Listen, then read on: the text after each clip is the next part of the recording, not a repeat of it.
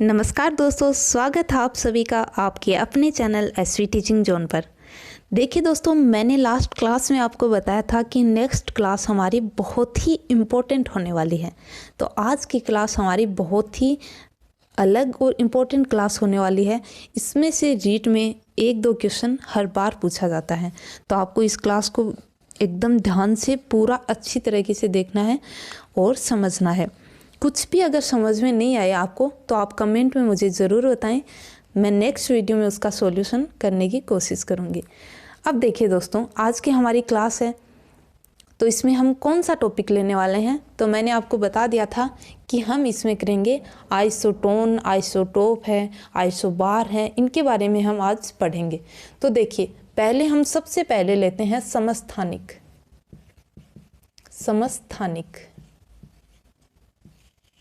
समस्थानिक को क्या बोलते हैं? तो आप कहेंगे इसको बोलते हैं आइसोटोप। इसको क्या बोलते हैं? आइसोटोप बोलते हैं।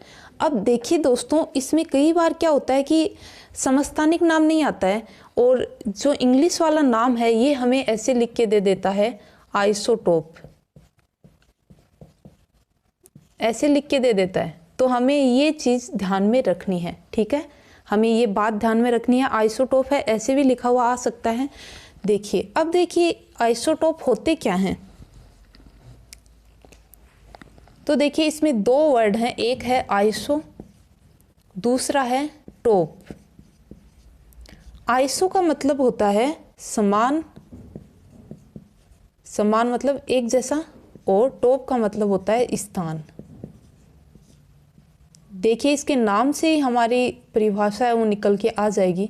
इसके नाम से हमें पता चल जाएगा कि आइसोटोप आखिर होता क्या है। आइसो को मतलब होता है समान, टोप का मतलब होता है स्थान। अब देखिए, परिभाषा की हम बात करें तो हम क्या लिखेंगे कि एक ही तत्व के परमाणु, आप लिख लीजिए साथ साथ में, एक ही तत्व के परमाणु जिनका परमाणु क्रमांक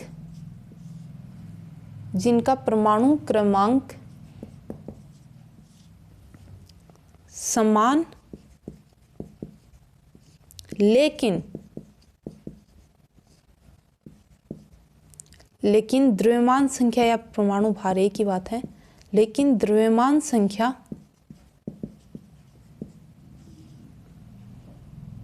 का मान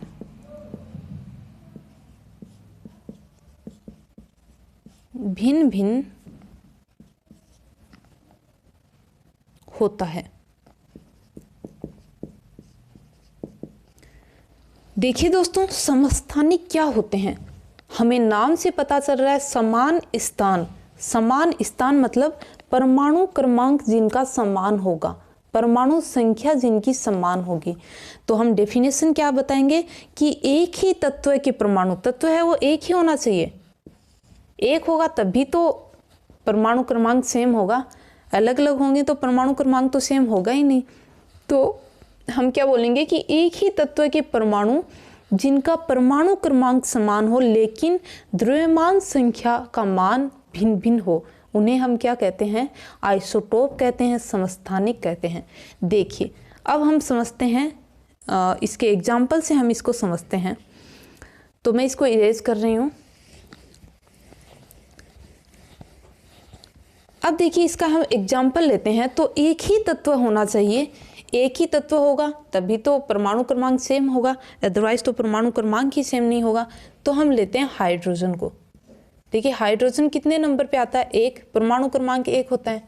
हाइड्रोजन का परमाणु क्रमांक कितना होता है? 1 होता है। अब समस्थानिक में हमें क्या बताया कि परमाणु क्रमांक तो सेम होना चाहिए, जैसे इन दोनों का परमाणु क्रमांक सेम लिख दिया मैंने, ठीक है, लेकिन इनकी द्रव्यमान संख्या कितनी होनी चाहिए? द्रव्यमान संख्या जो है वो क्या होनी चाहिए? परमाणु भार है वो क्या होना चाहिए? भिन्न भिन्न होना चाहिए। तो इसका 1 है, इसका 2 है। आप देखेंगे कि हाइड्रोजन के समस्थानिक होते हैं, ये हाइड्रोजन के समस्थानिक होते हैं। इनका क्या है? परमाणु क्रमांक तो देखिए सेम है, लेकिन इनका द्रव्यमान जो है, परमाणु भार जो है वो क्या है, भिन्न भिन्न है। इसका 1 है, इसका 2 है, इसका 3 है। इनके देखिए नाम है, हाइड्रोजन के जो समस्थानिक हैं इनको नाम दिया गया है। तो देखिए इसका नाम क्या है, तो इसको बोलते हैं प्रोटियम। आप लिख लीजिए, इसको बोलते हैं प्रोटियम। इसको क्या बोलते हैं, तो इसको बोलते हैं ड्यूटीरियम। ड्यूटीरियम, ठीक है। और इसको क्या बोलते हैं, ट्राइटियम। ट्राइटियम, ठीक है, ट्राइटियम। देखिए ये इनके नाम हैं, समस्थानिक हैं, हाइड्रोजन के समस्थानिक हैं तीनों। और इसका नाम है प्रोटियम, इसका नाम है ड्यूटीरियम और इसका नाम है ट्राइटियम। तो आपको समझ में आ गया समस्थानिक क्या होते हैं, जिनके परमाणु क्रमांक तो समान हो लेकिन परमाणु ये जो भार है ये वो अलग अलग हो, ठीक है, वो होते हैं समस्थानिक, आइसोटोप। अब देखिए इसी तरह से कार्बन के समस्थानिक अगर हम देखें, कार्बन के समस्थानिक आपने देखिए सुना होगा कि कार्बन 13, कार्बन 14, इस तरह से आपने सुना होगा। तो देखिए कार्बन है 6 नंबर पे आता है, तो कार्बन 12 भी होता है, कार्बन 12 भी होता है, ठीक है, कार्बन 13 भी होता है, कार्बन 14 भी होता है। समस्थानिकों के यूजेज में हम बात करेंगे कि ये किस काम में आते हैं। जैसे कार्बन 12 है, ये किस काम में आता है, ठीक है। कार्बन 14 है, वो जैसे जो जीवाश्म होते हैं उनकी आयु के निर्धारण में काम में आता है। इस तरह से हम आगे पता करेंगे कि इनके यूजेज क्या होते हैं, वो हम बाद में देखेंगे। अभी आपको देखिए समस्थानिक आपको समझ में आ गए होंगे। समस्थानिक वो होते हैं जिनका परमाणु क्रमांक समान हो लेकिन द्रव्यमान संख्या जिनकी भिन्न भिन्न हो। तो अब हम अगर बात करें समस्थानिक की, तो देखिए समस्थानिक में क्या समान होता है और क्या भिन्न भिन्न होता है, तो आप लिख लीजिए मेरे साथ। तो देखिए समस्थानिक में आप लिखिए, समस्थानिक में परमाणु क्रमांक कैसा होता है, सेम होता है। हमें पता है परमाणु क्रमांक कैसा होता है, सेम होता है।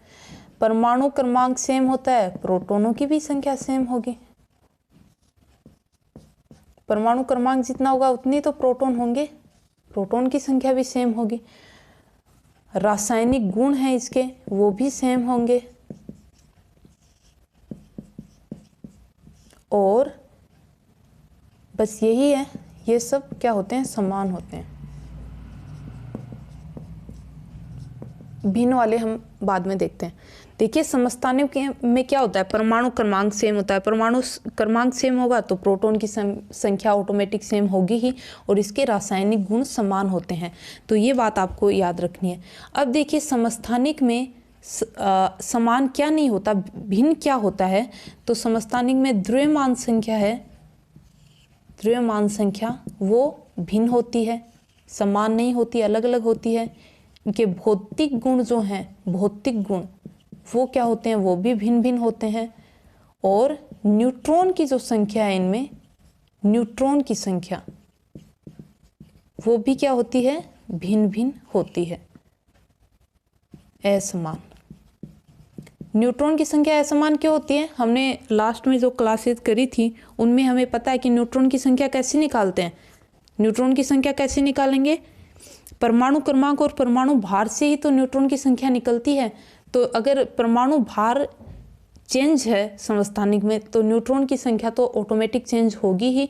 प्रोटॉन की संख्या है उस पर कोई इफेक्ट नहीं पड़ता, इसलिए प्रोटॉन की संख्या हमेशा कितनी रहती है, परमाणु क्रमांक के बराबर होती है। इसलिए देखिए समस्थानिक में सेम क्या रहेगा, परमाणु क्रमांक सेम रहेगा, प्रोटॉन की संख्या सेम रहेगी, रासायनिक गुण इसके सेम रहेंगे। भिन्न क्या रहेगा, तो द्रव्यमान संख्या भिन्न रहेगी, भौतिक गुण भिन्न रहेंगे और न्यूट्रॉन की संख्या है वो भिन्न रहेगी। तो ये होते हैं हमारे समस्थानिक। अब देखिए बात करें कि समस्थानिक के बारे में किसने बताया। तो समस्थानिक की जो अवधारणा थी, समस्थानिक की अवधारणा किसने दी, अगर हमसे पूछें कि समस्थानिक की अवधारणा किसने दी, तो ये दी सोडी नामक वैज्ञानिक ने, सोडी ने, ठीक है। सोडी ने समस्थानिक की अवधारणा दी थी, सोडी ने। क्लियर है। अब देखिए समस्थानिक की हम कुछ और बातें करते हैं कि समस्थानिक के यूजेज क्या हैं, इसके उपयोग हम करेंगे, लेकिन इससे पहले हम एक छोटा सा पॉइंट और करते हैं। तो वो पॉइंट हमारा क्या है, रेडियो एक्टिवता। रेडियो एक्टिवता क्या होती है, क्या आप जानते हैं रेडियो एक्टिवता क्या होती है? तो देखिए रेडियो एक्टिवता, ठीक है। सबसे पहले मैं आपको बताऊं कि रेडियो एक्टिवता के बारे में सबसे पहले किसने बताया था, तो नाम आता है हेनरी बेकुरल का। हेनरी बेकुरल का, या फिर इसे बेकुरल नहीं लिख के कई बार बेक्वेरेल भी आ जाता है, तो इसको आपको देखना है थोड़ा सा, हेनरी बेकुरल या बेक्वेरेल, ठीक है। रेडियो एक्टिवता के बारे में सबसे पहले किसने बताया, रेडियो एक्टिवता के जनक कौन है, जनक कौन है, तो कौन है, हेनरी बेकुरल या बेक्वेरेल, ठीक है। अब देखिए रेडियो एक्टिवता होती क्या है, रेडियो एक्टिवता क्या होती है, तो इन्होंने बताया, हेनरी बेक्वेरेल ने बताया कि भारी नाभिक जो भी होते हैं, भारी नाभिक के एलिमेंट जो भी होते हैं, वो क्या करते हैं, निरंतर विकिरणों का उत्सर्जन करते हैं, निरंतर विकिरणों का उत्सर्जन करते हैं। तो हम लिख लीजिए कि भारी नाभिक निरंतर विकिरणों का उत्सर्जन करते हैं, विकिरणों का उत्सर्जन कर छोटे छोटे नाभिकों में टूटते रहते हैं, छोटे छोटे नाभिकों में टूटते रहते हैं। इन्होंने क्या बताया कि जो भारी नाभिक हैं वो निरंतर विकिरणों का उत्सर्जन करते रहते हैं, लगातार विकिरणों का उत्सर्जन करते रहते हैं और छोटे छोटे नाभिकों में टूटते रहते हैं। ऐसे नाभिकों को क्या कहा जाता है, रेडियो एक्टिव नाभिक कहा जाता है। ऐसे नाभिकों को क्या कहा जाता है, तो रेडियो एक्टिव नाभिक कहा जाता है, रेडियो एक्टिव नाभिक, ठीक है। ऐसे नाभिकों को क्या कहा जाता है, रेडियो एक्टिव नाभिक। और इनसे जो उत्सर्जित विकिरण होती हैं उन्हें क्या कहा जाता है, तो उन्हें कहा जाता है रेडियो एक्टिव विकिरण, ठीक है। अब देखिए भारी नाभिक निरंतर विकिरणों को उत्सर्जित करते रहते हैं और उत्सर्जित करके छोटे छोटे नाभिकों में टूटते रहते हैं। ऐसे नाभिकों को रेडियो एक्टिव नाभिक कहा जाता है, ऐसे नाभिकों को रेडियो एक्टिव नाभिक कहा जाता है। और उत्सर्जित होने वाले विकिरणों को रेडियो एक्टिव विकिरणे कहा जाता है। और इस सारे गुण को ही क्या कहते हैं, इस सारे गुण को कहते हैं रेडियो एक्टिवता। तो समझ में आ गया रेडियो एक्टिव क्या होता है, रेडियो एक्टिवता। देखिए जो भी भारी नाभिक हैं वो क्या करते हैं, विकिरण का उत्सर्जन निरंतर करते रहते हैं, लगातार करते रहते हैं और छोटे छोटे नाभिकों में टूटते रहते हैं। तो ऐसे जो नाभिक होते हैं उन्हें तो कहते हैं रेडियो एक्टिव नाभिक। जो उत्सर्जित होने वाली विकिरणें हैं उनको कहते हैं रेडियो एक्टिव विकिरणें। और इस सारे गुण को क्या कहते हैं, तो इस सारे गुण को कहते हैं रेडियो एक्टिवता। इसके बारे में सबसे पहले किसने बताया था, इसके जनक कौन है, तो हेनरी बेकुरल बेक्वेरेल, ठीक है। आपने देखिए कई बार आपने देखा होगा घड़ियाँ आती हैं जो रात को एकदम अंधेरा रहता है उस टाइम, वो उसमें जो ऐसे लगी होती है, जैसे घड़ी है तो उसमें इस तरह से डॉट डॉट डॉट लगे होते हैं और रात में वो चमकती रहती हैं। एकदम अंधेरा होता है तब भी वो चमकती रहती हैं। तो वो किस कारण से चमकती हैं, हमें दिखाई दे जाता है कि यहाँ पे घड़ी रखी हुई है। वो किस कारण से चमकती हैं कि उस पर रेडियो एक्टिव पदार्थ है वो लगा हुआ रहता है। तो वो क्या करता है, ऊर्जा का उत्सर्जन करता रहता है, जिसके कारण से वो चमकता रहता है और हमें चमक दिखाई देती है। अब देखिए रेडियो एक्टिव विकिरण कौन सी होती हैं।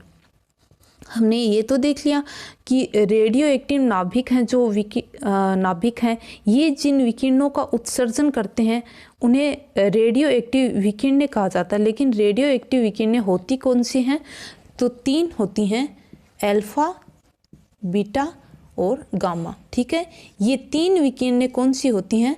ये रेडियो एक्टिव विकिरणें होती हैं। इन पे आवेश की अगर हम बात करें तो अल्फा पे आवेश क्या होता है? पॉजिटिव आवेश होता है। ठीक है, +2। बीटा पे क्या होता है? माइनस नेगेटिव आवेश होता है। और गामा पर कोई आवेश नहीं होता। ठीक है, गामा पे कोई आवेश नहीं होता, ये उदासीन होती है। बीटा पे नेगेटिव चार्ज होता है, अल्फा पे पॉजिटिव चार्ज होता है। ठीक है, तो ये रेडियो एक्टिव विकिरणें होती हैं और इन पे ये इनका चार्ज होता है। अब देखिए इनका हम ऊर्जा का क्रम देखें। अगर मैं इनको थोड़ा सा इरेज कर रही हूँ इधर से, देखिए रेडियो एक्टिव विकिरणें हैं जो, इनकी ऊर्जा का क्रम देखें तो देखिए कई बार क्वेश्चन आ जाता है, ऊर्जा के क्रम पे आ जाता है, इनकी भेदन अक्षमता पे आ जाता है, गैसों को आयनीकृत करने पर आ जाता है। तो देखिए सबसे पहले हम इनकी ऊर्जा का क्रम देखेंगे। ऊर्जा का क्रम कि सर्वाधिक ऊर्जा कौन सी रेडियो एक्टिव विकिरण में होती है? तो रेडियो एक्टिव में सर्वाधिक ऊर्जा होती है गामा की, उससे कम होती है बीटा की और उससे कम होती है अल्फा की। ठीक है, तो ऊर्जा का क्रम हमें याद रखना है, आप नोट कर लीजिए। रेडियो एक्टिव विकिरणों में ऊर्जा का क्रम क्या होता है? सर्वाधिक होती है गामा में, उससे कम होती है बीटा में और सबसे कम ऊर्जा किस में होती है? तो अल्फा में होती है। अब भेदन अक्षमता की बात करें, इनकी भेदन अक्षमता की बात करें तो उसका क्रम क्या रहता है? तो देखिए सर्वाधिक भेदन अक्षमता रहेगी गामा की, उसके बाद में रहेगी बीटा की और सबसे कम रहेगी अल्फा की। देखिए जिसमें ऊर्जा ज़्यादा होगी उसकी भेदन अक्षमता भी ज़्यादा होगी। ऊर्जा ज़्यादा होगी तो भेदन अक्षमता ज़्यादा होगी, ऊर्जा कम होगी तो भेदन की अक्षमता जो है वो भी कम होगी। तो इनकी ये देखिए क्रम सेम ही है, आपको याद रखना है। ठीक है, ऊर्जा का क्रम पूछे या इनकी भेदन अक्षमता का क्रम पूछे, सबसे ज़्यादा किसका होगा? तो गामा का होगा, फिर बीटा का और सबसे कम किसका होगा? अल्फा का होगा। अब देखिए इसका एक और क्रम है गैसों को आयनीकृत करने का क्रम। गैसों को आयनीकृत करने का क्रम। इसमें आपको बाकी कुछ नहीं पूछेंगे डिटेल, बस आपको ये क्रम पूछ सकते हैं, इसलिए आपको इन क्रमों को बस थोड़ा सा ध्यान में रखना है। बाकी डिटेल नहीं पूछेंगे कि इसकी भेदन अक्षमता का क्रम सबसे ज़्यादा इसका क्यों होता है, ऊर्जा सबसे ज़्यादा इसकी क्यों होती है, ऐसी डिटेल नहीं पूछेंगे आपको। ये आपको मिल सकता है, इनका क्रम आपको जैसे उल्टा करके दे देंगे, कहीं बीटा पहले दे देंगे, कहीं गामा पहले दे देंगे, कहीं अल्फा पहले दे देंगे क्वेश्चन में। तो इस तरह से क्वेश्चन आपको पूछ सकते हैं। तो गैसों को आयनीकृत करने का क्रम अगर हम इनका देखें तो सबसे ज़्यादा होता है अल्फा का, उसके बाद में होता है बीटा का और सबसे कम गैसों को आयनीकृत कौन करता है? तो गामा करती है। ठीक है, ये हमारी रेडियो एक्टिविता का टॉपिक हो गया है। अब देखिए समस्थानिक के बारे में हम पढ़ रहे थे बीच में, ये समस्थानिक में ही हमने रेडियो एक्टिविता का एक छोटा सा टॉपिक लिया है। अब समस्थानिक के कुछ उपयोग हैं, उनको हम और देख लेते हैं। तो चलिए हम समस्थानिक के उपयोग देख लेते हैं। यूजेज ऑफ समस्थानिक, हेडिंग डाल लीजिए, समस्थानिक के उपयोग। ठीक है, देखिए पहला उपयोग देखिए कोबाल्ट 60, पहले आप लिख लीजिए कोबाल्ट 60। अब देखिए मैं आपको इतना लिखाऊंगी, बाकी आपको मैं बोल के लिखाऊंगी क्योंकि इनमें समझाने वाला कुछ है नहीं। मैं लिखूंगी तो वीडियो बहुत बड़ा हो जाएगा, तो आपको बोल के लिखाऊंगी, आप लिख लीजिए साथ में। देखिए कोबाल्ट 60 है, इसका उपयोग किस में किया जाता है? तो कोबाल्ट 60 का उपयोग कैंसर के उपचार में रेडियोथेरेपी विधि में किया जाता है। कैंसर के उपचार में लिख लीजिए, कैंसर के उपचार में रेडियोथेरेपी विधि में किया जाता है। रेडियोथेरेपी विधि में इसका उपयोग किया जाता है। ठीक है, तो कोबाल्ट 60 का अगर हमें उपयोग पूछे तो किस में किया जाता है? कैंसर के उपचार में किया जाता है और रेडियोथेरेपी विधि में इसका उपयोग किया जाता है। इसके बाद देखिए कोबाल्ट 60 है वो कौन सी विकिरणों का उत्सर्जन करता है? हमसे पूछें तो ये कोबाल्ट 60 है वो बीटा विकिरणों का उत्सर्जन करता है, बीटा विकिरणों का। ठीक है, कोबाल्ट 60 का उपयोग है वो कैंसर के उपचार में किया जाता है। विधि का नाम क्या है? रेडियोथेरेपी विधि है।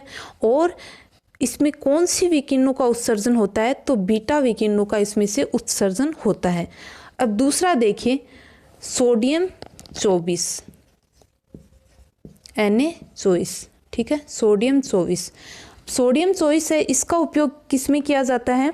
तो मस्तिष्क में ट्यूमर का पता लगाने, लिख लीजिए, मस्तिष्क में ट्यूमर का पता लगाने, रक्त परिसंचरण की खराबी का पता लगाने के लिए सोडियम 24 का यूज किया जाता है। सोडियम 24 का यूज दो जगह किया जाता है, मस्तिष्क में ट्यूमर का पता लगाने के लिए और रक्त परिसंचरण में खराबी का पता लगाने के लिए इसका उपयोग किया जाता है।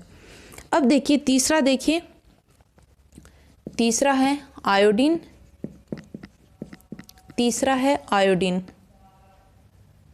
आयोडीन 131, ये भी एक समस्थानिक है। तो आयोडीन 131 का यूज कहाँ पे किया जाता है? तो थायराइड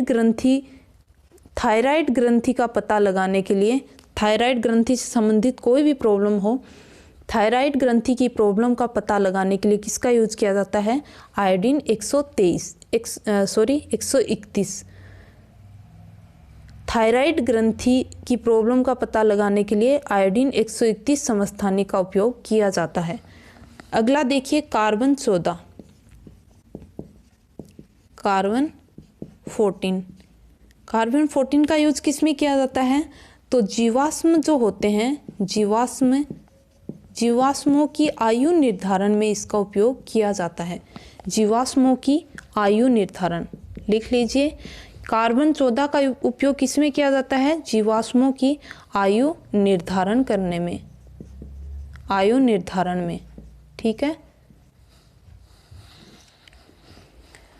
जीवाश्मों की आयु निर्धारण में यूज किसको किया जाता है? कार्बन 14 को किया जाता है। अगर हमें विधि का नाम पूछें, ठीक है, अगर हमें विधि का नाम पूछें तो क्या बोलते हैं इस विधि को? कार्बन अंकन विधि। इस विधि को क्या बोला जाता है? कार्बन अंकन विधि। देखिए, कोबाल्ट 60 है, इसका उपयोग कैंसर के उपचार में, रेडियोथेरेपी विधि का नाम है, इससे बीटा विकिरणों का उत्सर्जन होता है। सोडियम 24 है, इसका उपयोग किस में किया जाता है? तो मस्तिष्क में ट्यूमर का पता लगाने और रक्त परिसंचरण की खराबी का पता लगाने के लिए किया जाता है। आयोडीन 131 है, इसका थायराइड ग्रंथि से संबंधित प्रॉब्लम का पता लगाने के लिए किया जाता है। कार्बन 14 है, इसका उपयोग किया जाता है जीवाश्मों की आयु निर्धारण में, और इस विधि को क्या बोलते हैं? तो कार्बन अंकन विधि इसको बोला जाता है, ठीक है। अब देखिए, एक समस्थानिक और है, यूरेनियम 235। इसका उपयोग किस में किया जाता है? तो यूरेनियम 235 का उपयोग पृथ्वी और चट्टानों की आयु ज्ञात करने के लिए किया जाता है। यूरेनियम 235 का उपयोग पृथ्वी और चट्टानों की आयु ज्ञात करने के लिए किसका उपयोग किया जाता है? यूरेनियम 235 समस्थानिक का। और इस विधि को क्या बोलते हैं? तो इसको बोलते हैं यूरेनियम अंकन विधि। यूरेनियम अंकन विधि, या यूरेनियम अंकन को कई बार अंकन की जगह, इसमें भी मान लो दोनों में अंकन की जगह कई बार नाम आ जाता है डेटिंग, तो आपको ये भी ध्यान में रख लेना है। अंकन की जगह कार्बन डेटिंग विधि भी आ सकता है, यूरेनियम डेटिंग विधि भी आ सकता है, ठीक है, याद रहेगा आपको। तो यूरेनियम 235 का क्या यूज है? पृथ्वी या चट्टानों की आयु ज्ञात करने में, ठीक है। अब देखिए, एक समस्थानिक और है, उसके बाद में हमारा समस्थानिक का जो टॉपिक है वो कंप्लीट हो जाएगा। एक समस्थानिक कौन सा है? देखिए, आपने सुना होगा D2O, आपने D2O नाम सुना होगा। ये क्या होता है? तो इसको हम बोलते हैं भारी जल। नॉर्मल जल क्या होता है? H2O जल होता है, लेकिन D2O क्या होता है? भारी जल होता है, ठीक है। D2O क्या होता है? भारी जल होता है। और इसका उपयोग किस में करते हैं? तो इसका उपयोग नाभिकीय जो भट्टी होती हैं, उनमें मंदक के रूप में इसका उपयोग किया जाता है, मंदक के रूप में। तो इसको भी आपको ध्यान में रखना है, ये इम्पोर्टेंट है, ध्यान में रखना आपको। D2O क्या है, तो ये भारी जल है और इसका यूज़ क्या है, तो नाभि की भट्टी जो होती है उसमें मंदक के रूप में इसका उपयोग किया जाता है। और D2O का भार पूछे हमें तो इसका भार कितना होता है, इसका भार होता है 20। ठीक है, इसका भार कितना होता है, 20 होता है। अब देखिए दोस्तों, यहाँ पे हमारे जो समस्थानिक का जो टॉपिक है वो हमारा कंप्लीट हो गया है। इसके बाद में समस्थानिक हमने कर लिया, इसके बाद में हम बाकी जो संभारिक हैं और सम न्यूट्रॉनिक हैं, ये सब हम सम इलेक्ट्रॉनिक हैं, ये सब हम नेक्स्ट वीडियो में करेंगे। तो आज के लिए इतना ही। अगर वीडियो पसंद आया हो तो लाइक शेयर सब्सक्राइब करें और थैंक यू सो मच। मिलते हैं नेक्स्ट वीडियो में, तब तक के लिए खुश रहिए, अपना ख्याल रखिए। जय हिंद, जय भारत।